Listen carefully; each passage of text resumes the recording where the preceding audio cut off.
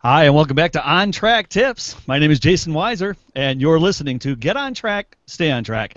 And we're helping your small business one expert at a time, or two experts, or three experts. This week, we've got three experts on, and we're going to be talking about budget your life, budget your time, budget your finances, and budget your fitness. I'm excited to have these three experts, and I'll introduce them in just a moment, but I want to say a special thank you to this week's sponsor. The program is brought to you by Wiser Sites. That's wisersites.com. It's sensible internet solutions.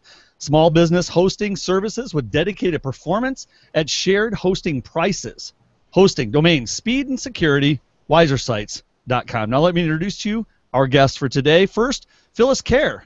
She's a teacher, a speaker, a consultant, and an in-demand writer of all things social media. She's the co-author of Facebook Marketing All-in-One for Dummies with Andrea Vall and Amy Porterfield. She's the founder of TimeBliss.me. It's an innovative way of using Google Calendar that will give you clarity, productivity, and less stress, which is exactly why I need you on the show, Phyllis. Next, we have Lisa Engles, and she teaches people just like you how to use the power of practice. She's the host of a weekly Hangout on Air program by the same name. The premise of the show, it's really simple. She says creating radical breakthroughs isn't about doing certain things. It's about doing things in a certain way, and that requires practice. She brings guest experts from a wide range of fields and asks them one question about what's one practice that can create a radical breakthrough in health, wealth, and happiness. Listeners walk away with the tools and resources that they need to turn stumbling blocks into stepping stones. And our third guest, Stephanie Sims.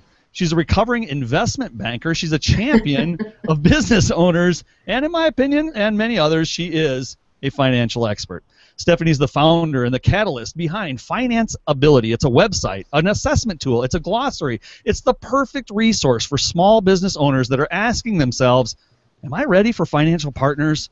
And if I am, how do I find them? And how does this whole funding thing work? I need help. So, Finance Ability, it's a unique way to measure the value of your business, and in this one-of-a-kind assessment tool, you'll be able to identify your most powerful and attractive business assets and some of those that might not be so attractive to lending agencies and investors. Finance Ability, we're helping you discover what it takes to financially take your business to the next level.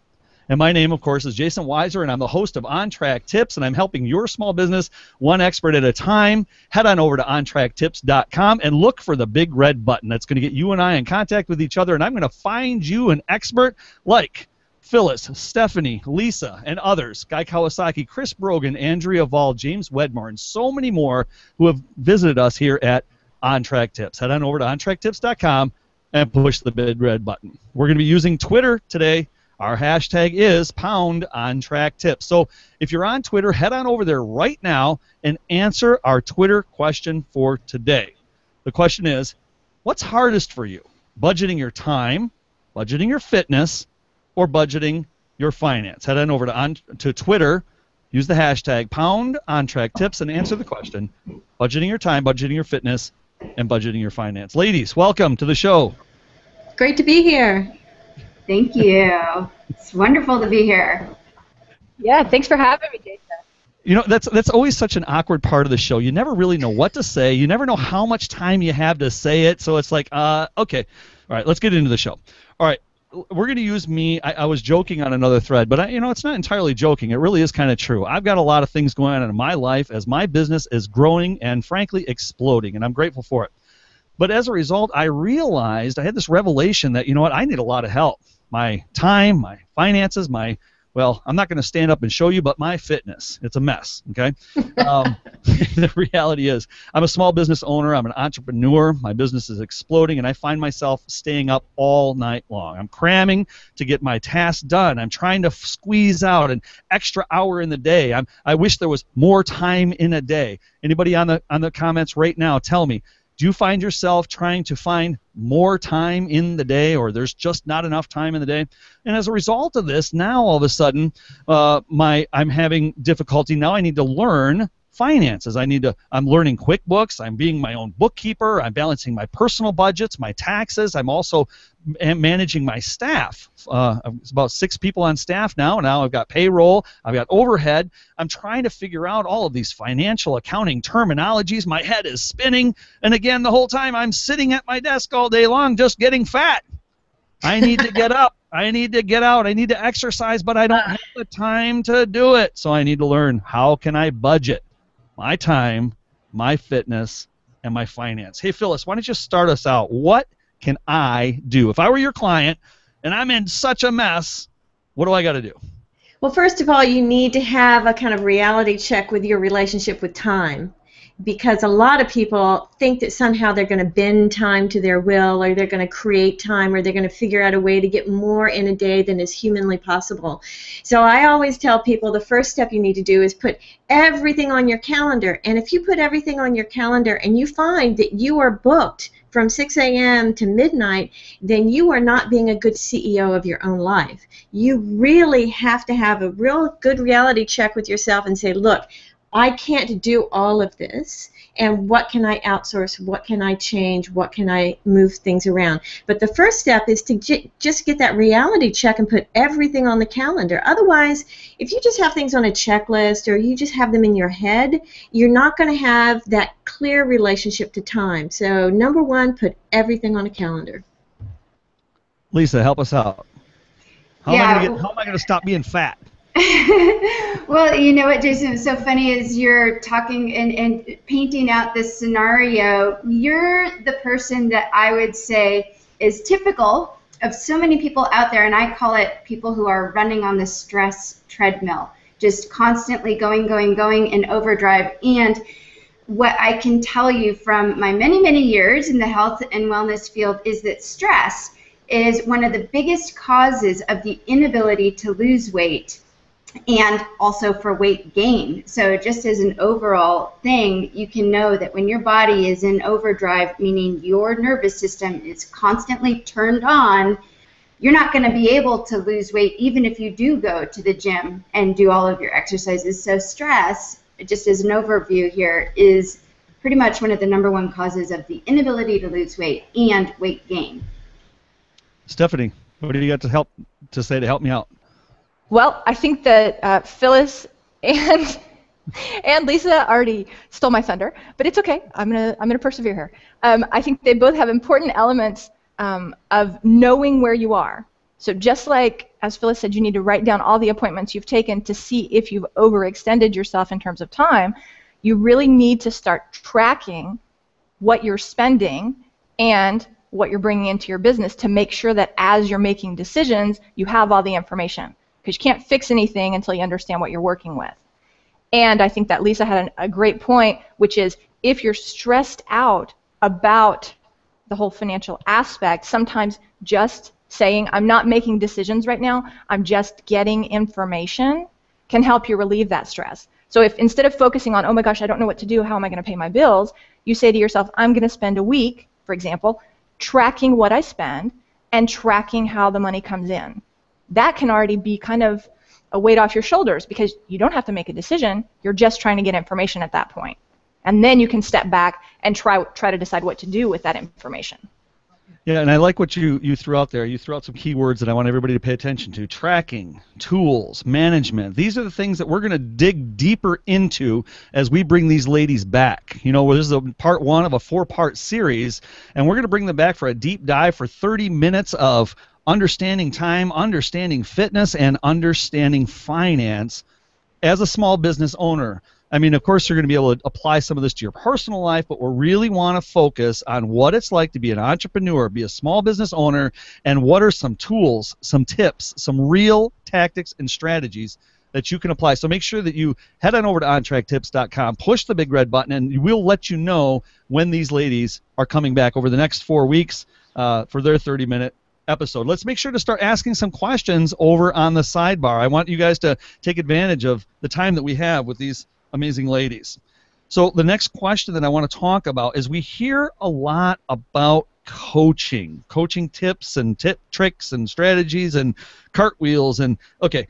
So what are some techniques, some disciplines, some practices, maybe a story that you might have that you could tell that would help, that you use to help you manage or budget not just your field of expertise, but one of the other two respective areas that we have on the panel today. So Stephanie, why don't we start with you? What's something that you use to manage 2 or 3 of what we're talking about today? Well, something that that I am really trying to do, and I'm not good at it yet, but I'm getting there, is to really check in with what it is, with the reason behind why I'm doing what I'm doing. So I'll take an example because I'm a Target shopper. I love Target. And Target used to be my stress relief. Like when things were going really bad, I would go to Target. And I would like just buy all kinds of stuff.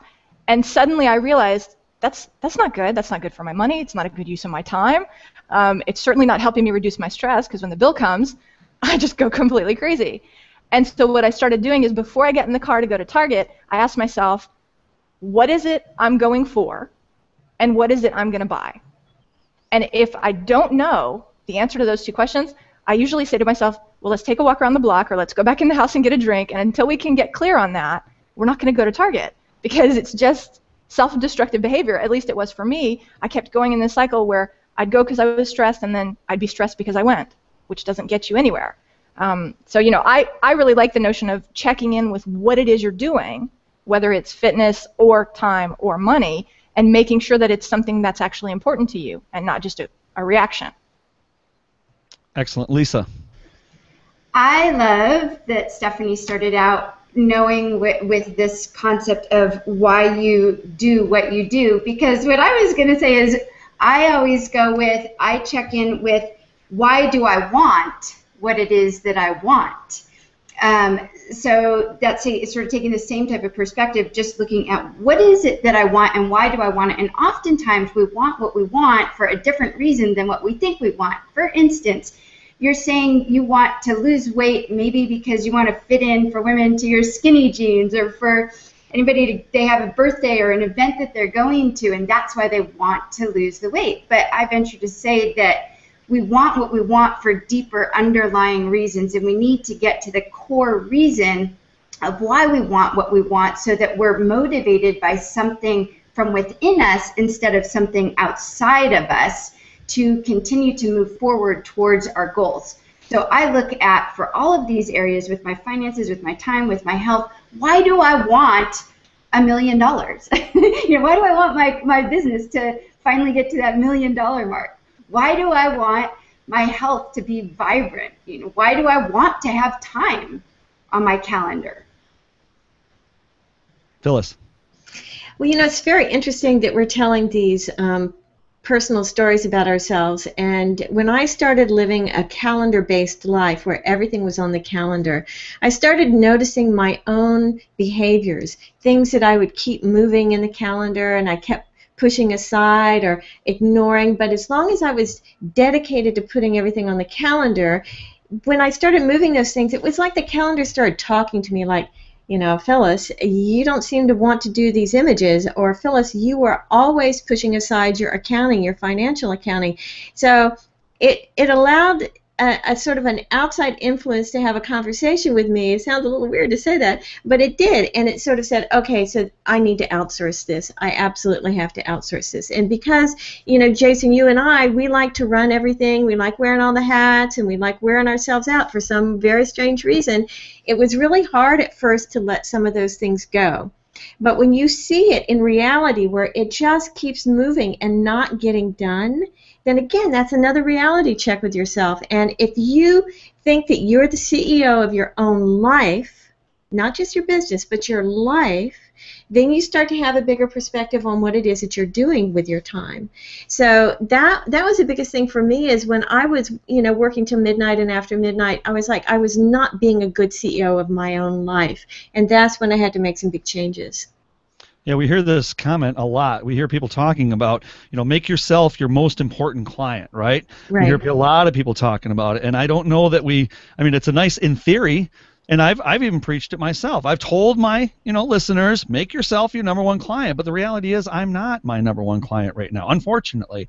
And though I'm going through some growing pains right now, and I'm learning to outsource, and I'm doing the practical steps that people say, well, just get up and, set a schedule. Say, okay, go run, for a couple hours a day. I noticed, Preston, you put that up there, and that's great that you have that discipline. Well, you must be able to have that in your calendar. I find myself not having the discipline, or I find myself, like you said, Phyllis, sliding that off to the side because something more important took that place. I think I had the big revelation when I was doing really good with my fitness. I said, okay, 5 o'clock every day I have a class. I hired a personal trainer. I was doing great, and I loved it. I felt great, and then I thought, okay, I wasn't losing weight. Well, I was in the gym. I was working hard. I was burning calories, but I wasn't losing weight. Why? Well, because I wasn't eating right. So I went and somebody said, go get MyFitnessPal. It's a great app that you can use that'll help you budget your calories. And I started doing that. I'm like, oh my goodness, this is insane. I can't believe, well, first of all, how many calories are in a teaspoon of olive oil? Of course, I took my wife out to an Italian dinner, and I found out that 2,000 calories in one Italian meal. All right, let's talk for a minute about that. What are some things that I need to, Phyllis, you said motivation, you said discipline, you said, these are great, willingness. But how do we do that? The willingness, first of all, it's very interesting. All three of us know that we can create these systems, these sort of hard systems where everything works. But there's a coaching aspect that comes up when you start meeting resistance and you start meeting your own stuff during this process. It needs to be coached through. And when I built my product, I thought, oh yeah, I'm just going to teach people how to do this on the calendar. But then I started noticing that there were points where people would sort of resist or get unwilling to do something, and that's a coaching point for them. And so I had to build this whole coaching aspect to this very clear, distinct time management program. And I think it's really important to understand that when you meet something coming out like that, you need to deal with it, or else the whole process is going to break down and you're not going to get the results that you want. So I think all three of us know that there's a coaching aspect to what we do that's vital for any system to work. And Lisa, I know that that's what you are. You're not just fitness, but you're a rather holistic coach. I looked at some of your products. Talk to us for a minute about something that you would help us to kind of reach inside and find that discipline to be able to stick to it or grind through it or push through it, like we always hear. Yeah, and that's interesting that you use those words, to push through it, to grind through it, because those are the words that are quite often used, especially in the health and fitness field, and they're ones that I always try to reframe people's thinking about. Instead of pushing through it, how about becoming a partner with? For instance, we push our body. How about instead of pushing our body, becoming a partner with our body? These are concepts that I think the other ladies here have already touched on, this idea of creating an awareness. Before any change can happen, you first have to create awareness around the dirt in the house, right? You can't clean the house without first seeing the dirt in the house. So you got to be aware of it, just like Jason, you became aware of, like, oh my God, olive oil has this many calories in it. Great, now you know. But that's only just the beginning, because as Phyllis said, there's always a deeper underlying cause to the reasons as to why there is a resistance there. And we need to look into that, and then that's when the transformation occurs. Again, like you said in the beginning, it's not about doing certain things. Of course, you can budget your calories, your finances. Rather, it's about doing things in a certain way that will create the long-term transformation. And that's what I'm so excited about, to have each of you come back for your shows where we can really dig into, 5 steps to perfect fitness, or 7 steps to the ultimate calendar management, and of course, how to get your finances in order. I'm real excited about this. I'm going to take some questions from the audience, but before we do that, I want to remind everybody that you're tuned in right now to Get on Track, Stay on Track, and we're helping your small business one expert at a time with our experts, Phyllis Khare, Lisa Engles, and Stephanie Sims, talking about how to budget your life, your time, your fitness, and your finance. And this episode is brought to you by wisersites.com. That is your hosting, domain solution, security, and support. So first of all, I want to take I want to pull this one up here from Paul Steinbrück, good friend of ours. Paul says, well, I think time management is important. I've come to realize not all time or tasks are created equal. And the bigger issue, in my opinion, is energy management. Stephanie? Yeah, well, and it's very interesting that you picked this one, because to me, what we're really talking about, and the similarity between Phyllis, Lisa, and myself, is that what we're talking about is how to manage the resources that you have available, right? We're talking about how to manage your health, which is your most precious resource, in my opinion, although time and money are very close behind those. And so, to me, what you really have to do is you have to think about what your core values are. What is the most important thing or things to you? And then you have to set your systems or your structures up to support that. And we were talking in the green room, Jason, about this notion of, well, you just need to cut out your Starbucks every day and that's going to help you get rich. Well, it may help you save money, but if Starbucks is a really big pleasure for you and the way that you reward yourself, you'll be rich and unhappy, which to me is not a great solution. So you have to, unfortunately, what you have to do is a lot of times through the solutions that you try, learn more about yourself so that then you find the solution that really works for you. Does that make sense? I think that's a good segue into Keith's question here. He says forming habits. And I've tried living a calendar-based life, and I seem to drift away from it as life takes over again. Suggestions. And I want to mention what Stephanie is referring to here. I had said that if anybody has ever seen Ramit Sethi, and he wrote the book I Will Teach You to Be Rich, and one of the things that he teaches his students is that you're not going to get rich cutting out a cappuccino a day. You're going to maybe save yourself $5 a day on a cappuccino. Do the math, and you're not going to explode your business into financial independence on a cappuccino a day. So how do you define rich to you? And like Lisa was saying, how do you define, what are your goals? Why are you in business? What is it that you are working so hard for 12 hours a day? And when we define that, then we're able to understand and create a habit-forming lifestyle. Phyllis, what are your thoughts about forming habits?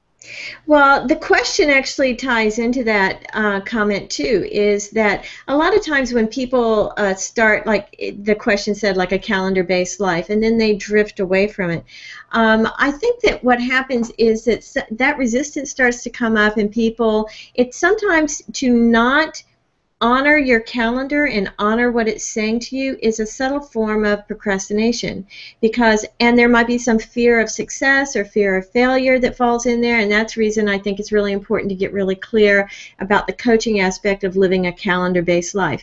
And the thing about it is, when you put everything on your calendar, it really becomes very clear what you're honoring at the moment, because if everything on your calendar is business related and has nothing to do with your personal life, with your family, with your friends, with your hobbies, and there's no room for any of that, then that shows you right off the bat that you are out of balance and out of sync with what's important to you as an individual, and you're always going to have stress.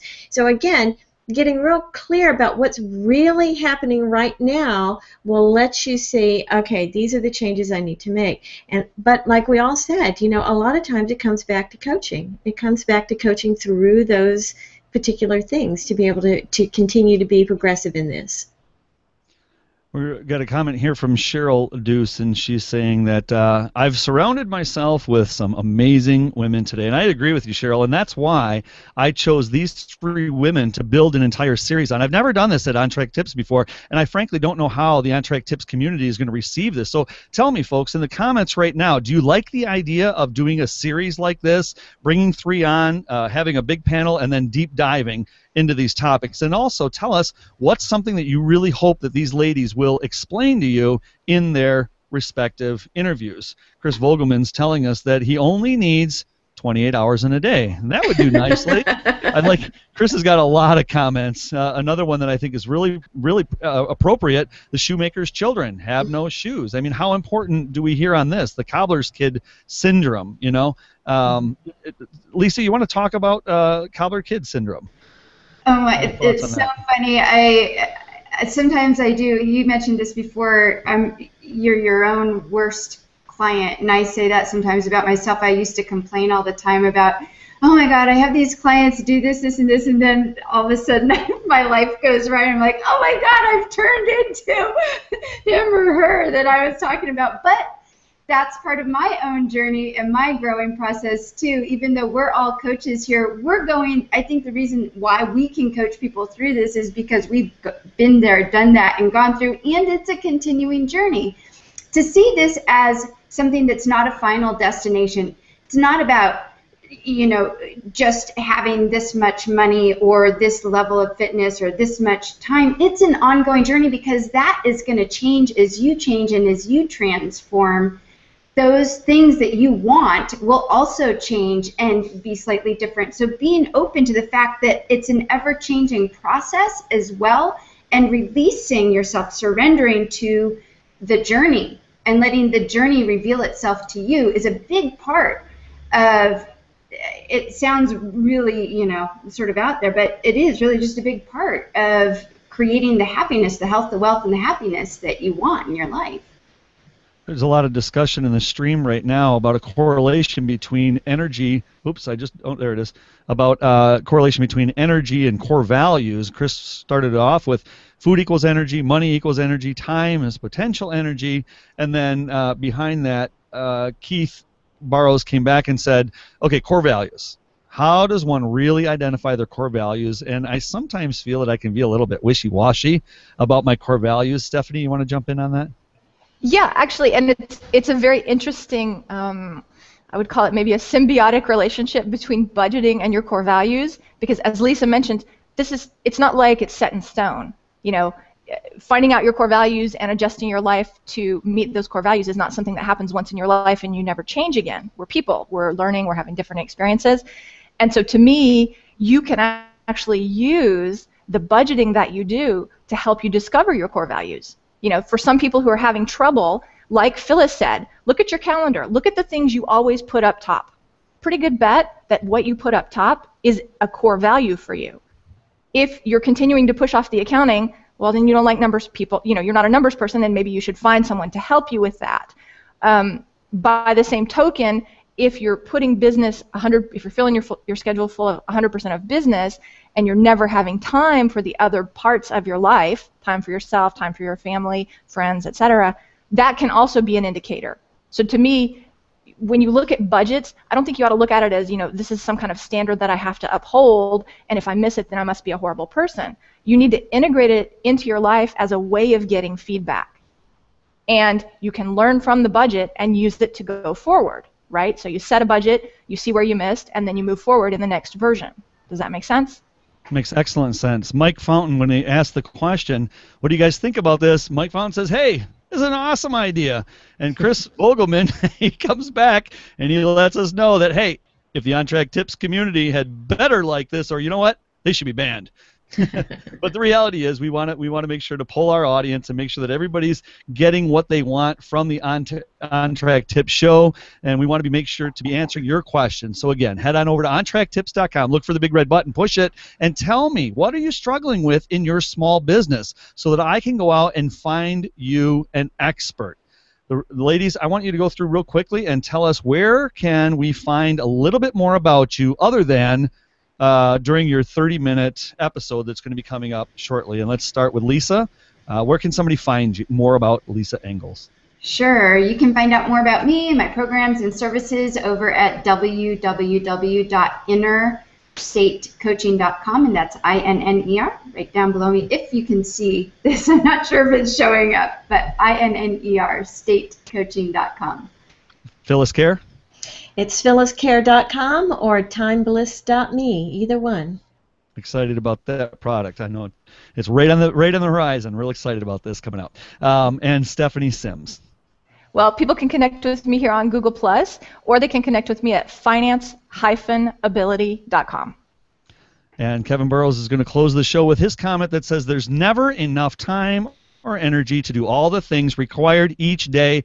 Tomorrow is another day. And that's why we're going to have to postpone the rest of this conversation over to another day. And that other day is going to be 30 minutes with Lisa Engles, 30 minutes with Phyllis Khare, and 30 minutes with Stephanie Sims, 2 hours of expert coaching on budgeting your time, your fitness, and your finances. Jason Weiser, you're listening to Get on Track, Stay on Track, and we are helping your small business, 1 expert, 2 experts, or 3 experts at a time. We'll see you again next time, Monday, 1 p.m. Eastern Standard, On Track Tips. Bye for now, ladies. Thanks a lot for your help. Bye-bye. Thank you, Jason. Bye.